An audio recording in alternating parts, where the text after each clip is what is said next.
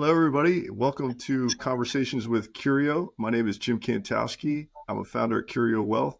I'm joined by my partner, Jake Sadler in Asheville, North Carolina. And we have a very special guest today, Mr. Alex Dalton, who has been our summer intern for 2024. And in this little show we do here, we talk about all things financial topics, and we just have great conversations and explore different topics. And last year we had an intern, and we started a little tradition where we allowed him to take over the show, pick a topic, and ask us some questions. So this year we're going to do the same thing, and we're going to try and make a little tradition out of it. So, Alex, you ready? Yeah, I'm ready. I'm glad to be here. Keep the tradition going year after year. As Jim introduced me, I'm Alex Dalton. I'm the summer intern here, and I am going into my senior year at Hobart and William Smith College in Geneva, New York. I'm a football player there. I play linebacker. My major is management and entrepreneurial studies, and my minor is environmental studies. And I think that's enough about me. Well, I have a question for you though. Yeah. All right, what's harder, football practice, college football practice, or being an intern for Curio Wealth? College football practice is. What's more fun? I mean, when I'm on the podcast, I think this is more fun. These are all trick questions. Football is probably your favorite, so.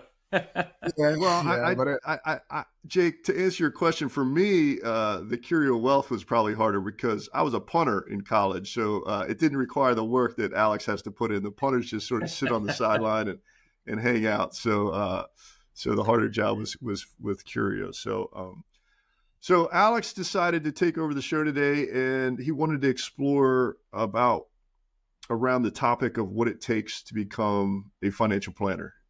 So we're just going to turn it over to him and let him go. All right. Yeah. Like Jim said, I want to know what it takes. And I think a good starting spot is I want to ask you two just to describe your journey, like your first steps and how you guys got to where you are today, just like the process and like how your careers have changed and everything like that to this point. If Jake, you go first. Oh, yeah, I'll roll with it. So the process, what does it take to be a financial advisor? It's a really good question. And I mean, for me, it just kind of my how I got to where I am and what that's looked like over time. I had the opportunity to join a small firm with my father-in-law in 2011, and basically started from the bottom, just without any experience as an advisor.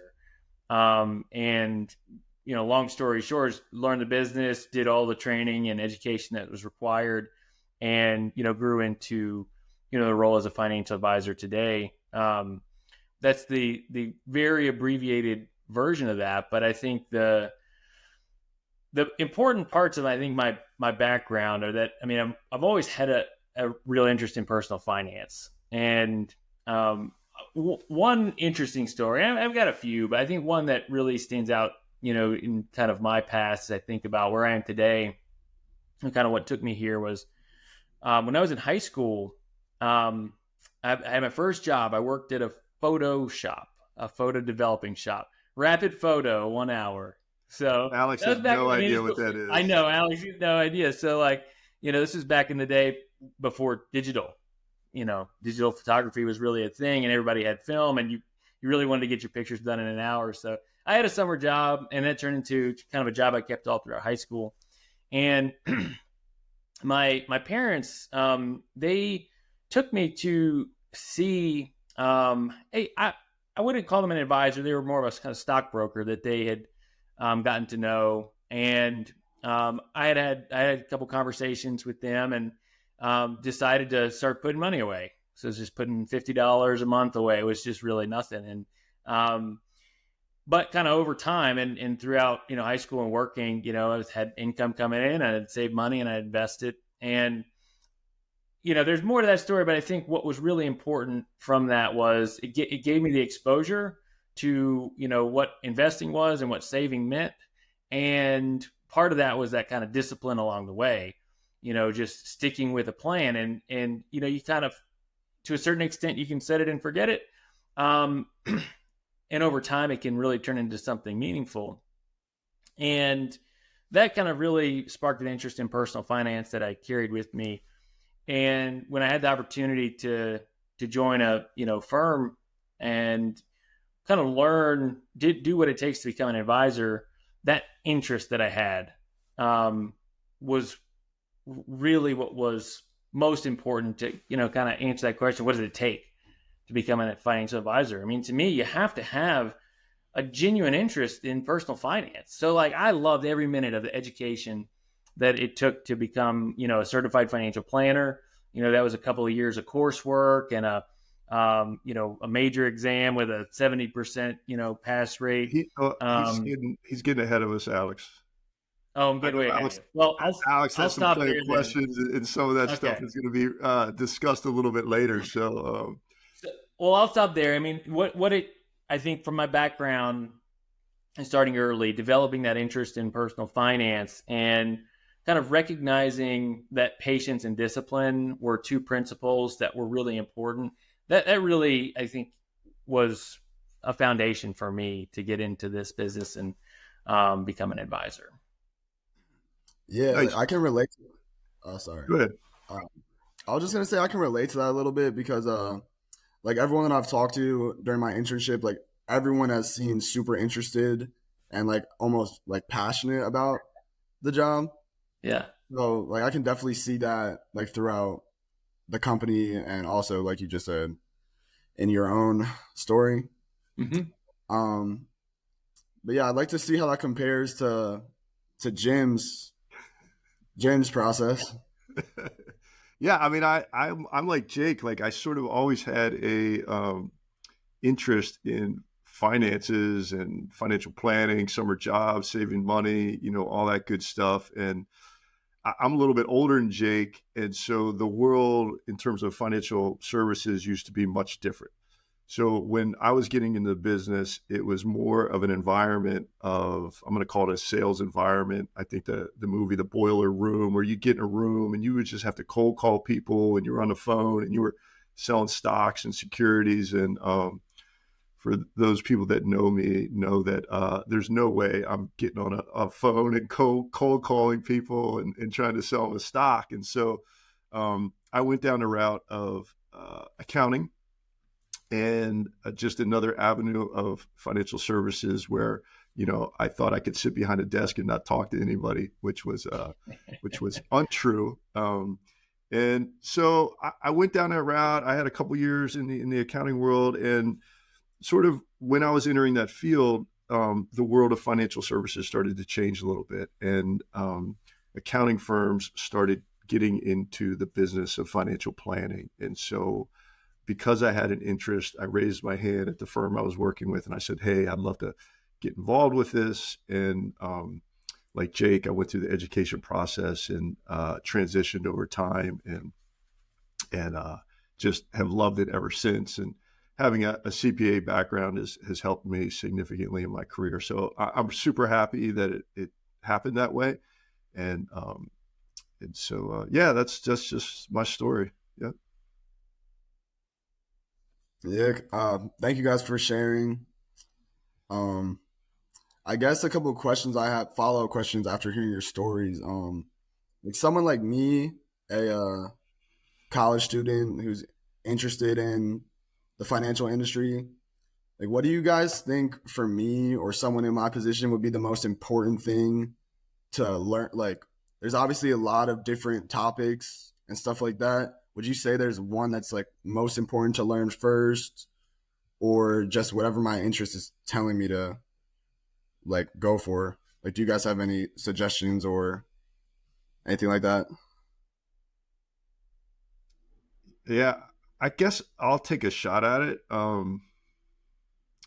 There are so many different sort of avenues that you could go down in this business. There's like investments, there's retirement planning, there's insurance, there's estate planning, there's taxes, there's a lot of different ways. So I would sort of try and figure out in general what you're interested in doing, trying to get exposure or learn about some of the different topics, and then honing in on what you find to be the most enjoyable place to work. And I think that's what a lot of people do. They'll come into the business, they'll work for some, maybe they go work for an insurance company and they realize they don't like selling insurance, so they'll go switch somewhere else, and maybe they get more on the investment side, and then they'll find their way. But just getting exposure to a lot of different aspects of the business, I think, would be a great place to start. Jake, I don't know if you have any different thoughts on that. No, that's one of the first things that came to mind, and it's something that, if I look back on kind of my own background, I think having, I would have benefited and appreciated having more exposure, a broader exposure to different areas, finance. And so I think that's really important. For me, what kind of helped to guide me in, the decision to pursue this career and was really listening to myself. I think, Jim, you were kind of saying that. I mean, follow your interests, and also think about, what are the kind of core elements of a career that you want for yourself. I mean, for me, I really wanted a couple of things in a career. I wanted a career where there was a kind of a need for me to continuously learn. I didn't want something where I could grow stale. I didn't want something that kind of felt a dead end just from the perspective of needing to learn, because I wanted something that was engaging. And really importantly, I wanted a career where I could help people. So I, like Jim, was very, very turned off to kind of the sales world and the sales approach to financial planning. That was a deal breaker for me. And there were a few other deal breakers for me. And it was really fortunate an opportunity that I had where, could come into a fee-only firm and really have this opportunity to do what I wanted to do, which is to help people and to have relationships, meaningful relationships with the folks that we're helping, and do so in a position where our help to them and our guidance it has to be in their best interest. So as fiduciaries, all of that's very important to me. But I kind of knew that going in. I was just listening to myself and saying, okay, I want to be able to continuously learn, and I really want to help people. That was were two criteria. So, I mean, whatever traits are important to you, I would just say, really listen to yourself. Don't let other people's vision for their own careers determine what's right for you. Just listen to what's important to you and follow your interest. Yeah, Alex, I think what you experienced from the other team members is that sort of helping quality. Like, we all just sort of want to help people. We're in it for ourselves. We're in it to make money, for ourselves and feed our families and all that good stuff. But at the forefront of all that is helping and guiding other people. And it brings a lot of enjoyment to me to see other people become successful. And that's something you have to have if you're looking for, that has to be your sort of self motivation or fulfillment if you're looking to do it through rewards or something like that. I don't know if it makes sense. Yeah, I think that definitely makes sense. And it's definitely going to make me, this senior year and my first couple years out of college, it's definitely going to make me focus on, like Jake said, what I want to do for myself, what interests me.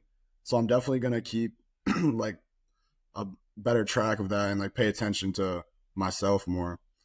But another question that I thought of as I listened to you guys is the education piece. You guys both mentioned the education piece, and I was just wondering what that consists of and what that process looks like. I'm curious too. I'm also interested, Jake, in how you like that education piece coming from a world of no. It sounds like you were almost like a career changer. So you didn't get your education through college or a program, a traditional education. You got your education in something at a school that I don't think was very good, but just sort of Yeah, just yeah, some you sort of would say college on that. the other side of the mountains of me where I lived. So, Yeah, uh, but you didn't come from a nutritional background, so maybe you could just share yeah, that with Alex, because I think there's a lot of people that yeah. are doing something else that wouldn't mind getting into this business. Yeah, absolutely. I mean, I kind of do consider myself a career changer. And just from my educational background, I went to Appalachian State for my undergrad. So that's the terrific school on the other side of the mountain from a really podunk school in Tennessee that Jim may be familiar with. Yeah, I went to Appalachian State for my undergrad and I studied history and geography. And then it ended up, getting a graduate degree at the University of Georgia in economic geography, and this kind of focused on like how does geography relate to finance? And the short answer is no. I did not get any technical education from either of my degrees in terms of kind of what we do today. We didn't talk about IRAs. We didn't talk about managing portfolios, anything like that. And so it was kind of a career change to go from that educational background to where I am now. But I would say I really appreciate the fact that my education was different. And it's kind of what we were talking about earlier, gaining exposure to different sides of kind of the same thing. And we're talking about finance and also pursuing your interests. And I took away kind of from my degrees and my education some really key principles that guide me now, um, and kind of perspective really that helps inform me and kind of guide my decision making today. I mean, one of the, I think most importantly is in studying economic geography, which I don't want to get into like too deeply, but like economic geography is a branch of human geography. Human geography is a study of like what people do, like why and where. And economic geography is like a study of economic activity and its spatial distribution. So globalization is a great example like of a topic that we cover in economic geography. Kind of like what is globalization? Why is it happening? What does it mean? And ultimately, from all of this, I took away a really deep appreciation for this interconnectedness uh, of the global economy. And for me, that really guides me towards a perspective of diversification.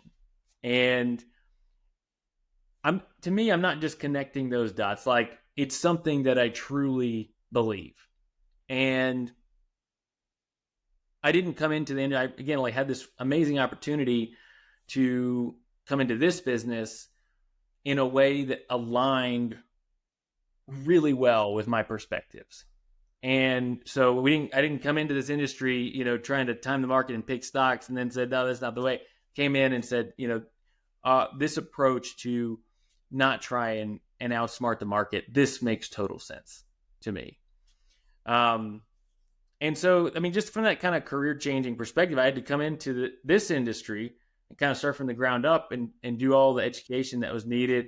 I got my Series 65 license, which, that's requires, some study and an exam, kind of get your foot in the door, and then completed this certified financial planner coursework, which I mentioned a minute ago.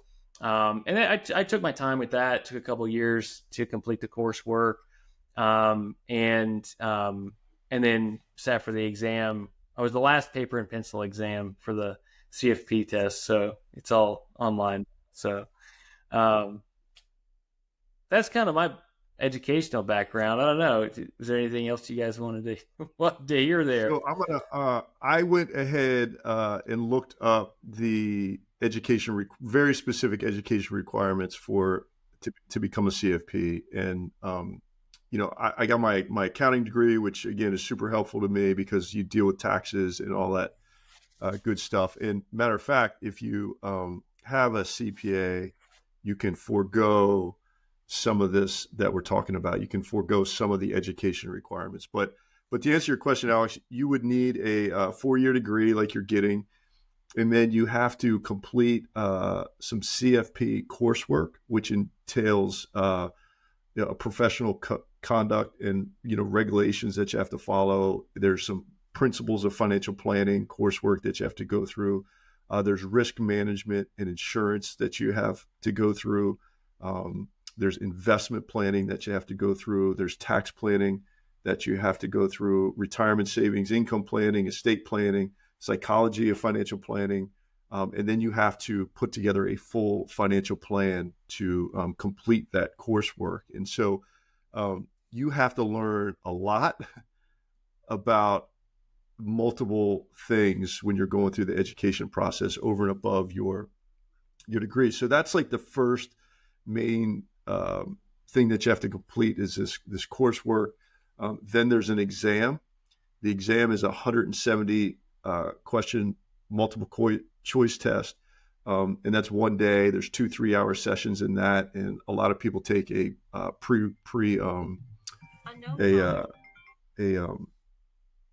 prep course, a lot of more education, like a study course. And then if you pass that, you have to have a certain amount of experience, which is 6,000 hours of professional hours, or there's this 4,000 hour apprenticeship experience, which you can get. So you not only have to have your degree. Once you get your degree, you have to pass, all this coursework. You have to pass a test, and then you have to gain a certain amount of experience before you actually can hang that CFP license up and go practice on your own. So there's quite a bit to it. I don't know if that leads to any additional questions you might have. Yeah, I can think of a couple of questions off that. One of them is, like, I'm assuming that you guys are going to like continue working at the same time as you're balancing this coursework and studying like that. So I guess I just have a question of how you guys are able to balance and like time manage, I guess. Well, it depends if you're a morning person or a night person, I think is the big thing. So you either have to get up early in the morning before work and study, or you have to study and do your coursework after work. That's my perspective. Some firms will allow you to spend some time during the day, the actual work hours, to get some studying and we might give you 10 or 15 minutes to do that during the day, but on your lunch break. But other than that, it's a lot of work when you're going through this. And we've just had a couple people go through it, and they at the same time they're gaining their work and professional experience, they're also studying and taking these prep courses to go pass the exam. So it's a lot. And I'll just add to that, like, I mean, right, what kind of how you study is up to you. But for me, I did carve out, and I was able to carve out time during each working day to study. And that was really helpful because it just became a part of my daily routine. Like, it was whether or not I could fit it in, before or after work, that your schedules vary, and, it's harder to stay disciplined, but like it's easier to stay disciplined if it fits right into your work day. So I was able to get a lot of studying done, kind of during working hours, and just stay consistent with it like that. And that was really helpful for me. Kurt, who works with us, just passed the CFP, and he was able to forego some of these requirements because he's also a CPA. And the world's changed quite a bit since Jake and I did this thing. He was like, "Oh yeah, I went to the Orioles game the other day, and when I was in line waiting for my to get my hot dog, I was like answering practice questions on my phone to take the exams." So there's just different ways to study nowadays. Before, we'd get the big books, and you'd have to do them all on paper, and it was a little bit harder. I did not have, like, definitely wasn't able to do it on my phone. I did just close myself off in the library and just do those practice tests and practice questions. But Does Hobart do they have library still? Does Hobart have a library? Yeah. Do you guys spend a lot of time in the library? Yeah, I actually spend a ton of time in the library, believe it or not. But yeah, we have a nice library. It's open all night, 24 hours. Oh wow! So it's helpful for homework and stuff like that. But going back to what Jake said earlier, like with all the the education and stuff, like I can see how your interest and your motivation for learning and wanting to do this, I feel like that is going to carry you the furthest, like aside from obviously like planning and making sure you have enough time for everything. And that's like, to me, like it was for me an important lesson in understanding where our clients come from, because, you go through the education requirements, just say for the CFP, and you kind of see what it takes, and you see the level of interest that you have to have in understanding all these different, technical aspects of, financial planning. And, our clients, it's not that they can't do it. I mean, all of our clients could do this if they put their mind to it. It's that, really time in the day and level of interest. For a lot of our clients, they just maybe don't have the interest in wanting to devote the time, or they don't have the time to devote to it. And so, that was an important lesson in understanding for me. It's not, we have knowledge because we've put ourselves through this that not everybody may have, and we have experience that not everybody may have. And it's not that they can't do it. It's just that we've committed ourselves to do that, and we want to do it. And so, that interest really carries you, and having the time to do it. Alex, I would add to the education piece, we also have annual education requirements that we have to meet, and it's a lot. Like, I have education requirements to meet for my CPA, which is different than the CFP, and then we're part of different organizations like NAPFA, where you have to meet even additional requirements. So I think the CPA is like 80 hours every 2 years that you have in continuing education. NAPFA might be 60 hours. I think the CFP is 30 hours. And some of it overlaps, but it's a never-ending battle to keep yourself up to date with the continuing education. So we go to a lot of conferences that provide the education, and some of the stuff we can do now is online, but it requires a lot of continuing learning. Like Jake mentioned, that he was an avid. That's what he wanted as part of his career, is continuing to learn on an ongoing basis. Yeah, I mean, I definitely can see myself doing at least something where I want to keep learning. Like, I think learning is super important, and that's definitely, like, I guess similar to you guys, that's something that drives me, just wanting to learn, keep getting more knowledge. And I don't know, I just think that's super interesting. Yeah, I mean, it's kind of like, it's curiosity, right? It's as we just get curious about, we hear about something and we want to learn more, and we have a reason to need to learn and to stay on top of things. And it's kind of self-serving. We're kind of talking about that, like, in your career path, you're doing things that, kind of serve yourself and what's important to you. But staying engaged, is really important for me. Yeah. So thank you guys for explaining all that education and stuff. And I guess my next question would be, something a little more laid back. Just like, what's your guys' favorite part? Like, what's your guys' favorite part of your job and why? I would have to. There's lots of different parts. Yeah, for me, this is so funny that I'm going to say this, because like my initial CPA track and the idea of sitting behind a desk and not having to talk to somebody was something that motivated me. But my absolute favorite part of this is just the people that I get to meet along the way, and being able to help people achieve their goals and developing those relationships. I mean, I've worked with people, for 25 years, and, I've seen them go through so many different phases of their lives, and just being there by their side is just the most rewarding thing that I could ask for as a career. So to me, it's the relationships and the people that you meet along the way is my favorite part of all this.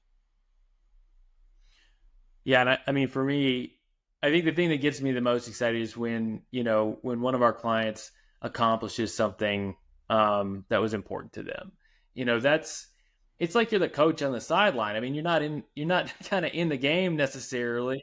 But like when you see the team make a big play, when you see a player make a big play, like you get really excited. And so I get really excited have come out of a meeting or a phone call where a client accomplishes something or takes a big next step, and to have played a part in that, like, that's really rewarding. And our clients, I really always stand by this. I mean, our clients are the ones doing the hard work. They're the ones making the decisions for their lives. We're kind of cheerleaders. We're the coaches on the sideline. And so we can't kind of get that satisfaction and happiness, because we're the ones doing it. But like, to see them clients accomplish something or take a meaningful next step, that really gets me excited. That coaching on the sideline, Jake, is a great analogy. And the only difference is, when I'm coaching youth sports or something like that, I do a lot of yelling, and unfortunately, you can't do that in this business. You have to take a little bit softer approach, but yeah, it's a lot of fun to yell on the sidelines when you're coaching. So the softer approach, like the stare and the blank face when you're trying to think of a reaction to a decision that might not be the best, but it's no yelling. Yeah, my football coaches need to hear that one, the no yelling.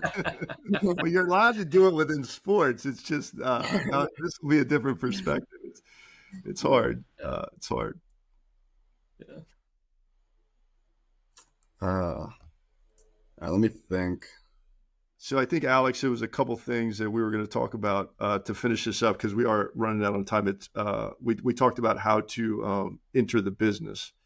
What are your different sort of job positions that you could do to enter the business? And Jake touched on one of them, was just purely, career changer. I think it's a lot harder to get your foot in the door with a firm if you're doing that. But if you do a lot of networking and so forth, or you have a father-in-law in the business or something of that nature, you can get into business. We just hired a career changer that's passionate about financial services, and so that's exciting for us. Jake, I'm going to name a couple other, and just let me know if I've missed anything. But you can come at it from a service perspective. We need people that are helping with paperwork or are helping get accounts open, to just day-to-day things. And that gives you a really great base knowledge of how the business works. Then we have young people like yourself who are trained, who come in it as an associate advisor, where they're just doing the financial planning work for the advisor. They're working directly with an advisor. Some people focus on the investment side of things. I had another young man I was letting sort of shadow me for a couple of days, and I gave him sort of our perspective on what we do, and then introduced him to a colleague on the other side that specifically deals in investments, because I got the vibe that he loved the technical aspect of analyzing investments and trying to build portfolios, and so that's a different approach. Some people will get into this as insurance. Insurance is a very, very important part of the business, and it comes from a place sometimes of being a sales, like a product type sales, but it's an absolutely essential part of the planning. And so some people focus there. Jake, what else? Estate planning, people can maybe focus on, or if you have any other ideas. Well, I mean, just like different aspects of what we do. I mean, are you talking about like transition in, or just roles where you'd start? I guess where we start, like for Alex coming out of college, like, I was thinking about the service role, maybe he could get hired as an associate somewhere. Maybe he could get like an investment job where he's doing like an analysis or something like that. Those were sort of the three main places I thought of. Yeah, a service, associate, maybe investment focused. And with each of those, I mean, kind of do some homework, because, maybe kind of in a service role, that might be kind of a natural place to start without kind of any steps forward with your education, working towards a CFP. Whereas if maybe you've already started your CFP coursework and that's what you're ultimately shooting for, maybe you'll kind of have a better chance to enter into an associate track position, associate advisor track position. Or if you wanted to really start off in investments, maybe you'd start off in your education in a little bit of a different direction there. But I mean, I think I would just add to all that, find the right opportunity, find a mentor, and with whatever firm, you start with, make sure there's a clear understanding of the expectations in the career track. I mean, if you're starting off in service, but you want to move into an associate role, make sure you have a clear understanding of what that time frame looks like and what the expectations are to make it to that next level. Because, not all firms are created equal, and, you could find yourself in a service role and have the expectation that you're transitioning to associate, and, 3 or 4 years goes by and you're really getting kind of stuck into that position, and you're not finding the opportunities that you thought you'd have. So, just kind of have that clear, conversation up front wherever you're starting, and just try. I mean, I would say try to learn every aspect of the business you can get your hands on and experience with. But ultimately, I mean, I would just say in all of this, if you can find a mentor, somebody that you can talk with, even if it's just once a month, somebody that's been in the business, and I think that can be immensely helpful in kind of as you get your foot in the door wherever you start. Kind of seeing how that plays out for you, figuring out your next steps. Yeah. Like going with what you said, my school offers a career service and alumni networking for like students to reach out to alumni. So this being my senior year and everything, I'm definitely gonna like take your advice and try to reach out to some alumni and get like kind of a mentor in this field. So I think that'll be a good step for me. No, that would be awesome. Yeah. Yeah. I mean, again, like I was speaking from my own experience, having a mentor like that, that makes a huge difference. And when because I mean, I started off doing, just answering phones, and then, kind of graduated into service and just kind of progressed that way. But like, having a mentor to just kind of, I don't know, it helps you when those days feel kind of tight and you're just doing things that you don't necessarily want to be doing all day, every day. And you want to progress in your career, having a mentor there to talk with is really helpful. Well, Alex, Jake and I tend to ramble on quite a bit, and most people don't have the attention to go as long as we go. So, any final questions or anything you'd like to say before we wrap this thing up? I don't think I have any final questions. I mean, would you guys like to share any final thoughts? You guys are the professionals. I would just like to say we were super excited to have you. You did a great job, and you participated where you needed to participate, and you helped us out a lot. So we're grateful for you joining us for the summer, and we look for you to have a great senior year and a lot of success in whatever you decide to do. So thank you for being with us. Yeah, Alex, totally.